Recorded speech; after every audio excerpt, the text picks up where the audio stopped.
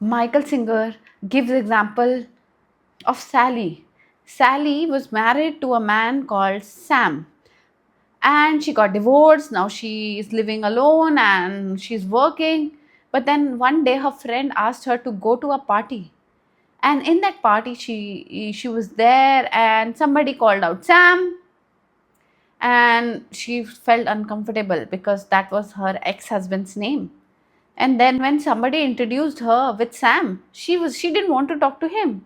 No matter how good looking, no matter how well spoken, no matter how good human being he was, because his name was Sam. So that's what we are carrying. Imagine. After finishing Michael Singer's surrender course, I said yes to my ex-husband. I moved back with him. For about a year, things worked out wonderfully well, and then when the things did not go my way, I said yes to another man. So, was it his teaching or my preferences which were driving me to say yes? I thought surrender is saying yes to everything, but it is not. It is using your wisdom and doing the right things.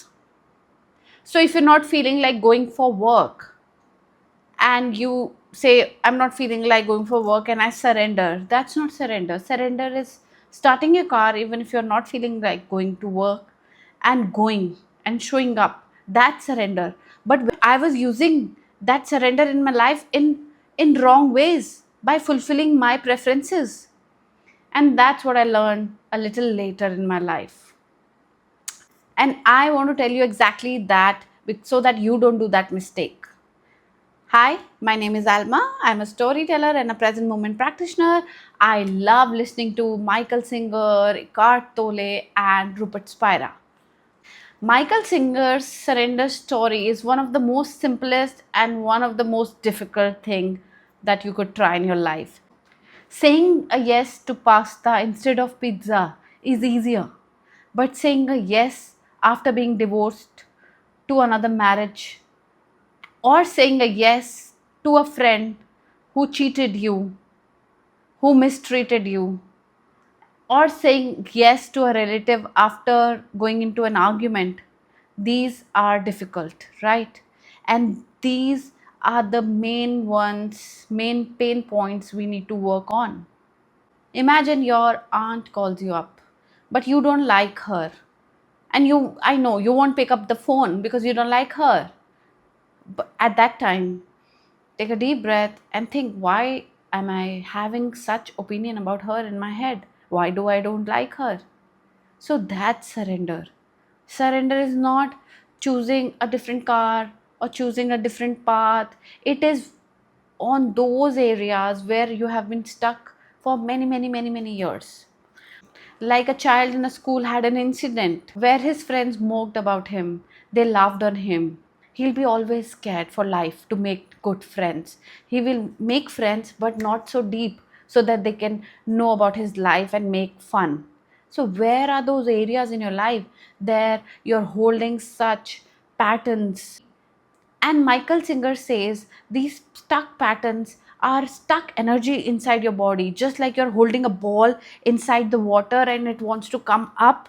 So you're holding that energy from so many years. You don't know how many years have you have been storing that energy inside you. And if that energy is stuck inside you and you don't let it pass, it will keep attracting similar incidents because life is the biggest teacher. It wants to teach you, it wants you to take that thing out, but you are resisting it. So it will turn into different diseases, it will turn into different emotional needs, and you'll be looking for validation, you'll be looking for appreciation, for love from outside, because you're holding on many layers. Until the time we have layers, we can't see what's deep inside. We can't see God who's sitting inside every time, because there are many layers which have hidden the God sitting inside. So slowly, if we remove the layers, just like he says, when you remove the rocks from the river, it flows smoothly. So if you remove all the rocks, all the patterns that are stuck deep inside you, you'll be free. And life, you don't need to work on those things. Life will keep presenting you with the stuff that are stuck inside you. I have my best friend living a little far away from my house, about an hour and so. So once she was stuck in very bad traffic while coming to my home. And since that time, it's been about an year that she totally refused to come to my house because she says I cannot come because there's so much traffic. And I go travel everywhere for about an hour, and it's quite normal for me. And I feel like it's just 5 minutes. So it's all about your preferences. What are you holding inside? Some people, they don't feel like, oh, I don't go to these kind of places, I don't eat here, I want things this way or that way. But they are losing on many different moments that life won't want to present. But they think that I want life this way or this way, not in between. I'll either go have fun this way, I'll want to travel to Paris, or I'll not go to Patna. What's so fun in Patna? Obviously, you can have your preferences, you are allowed, but you have to understand that life does not take a U turn. Whatever time is gone now would never come back again. And you don't have much choices. Michael Singer says everyone has a different moment. Your moment is different from mine.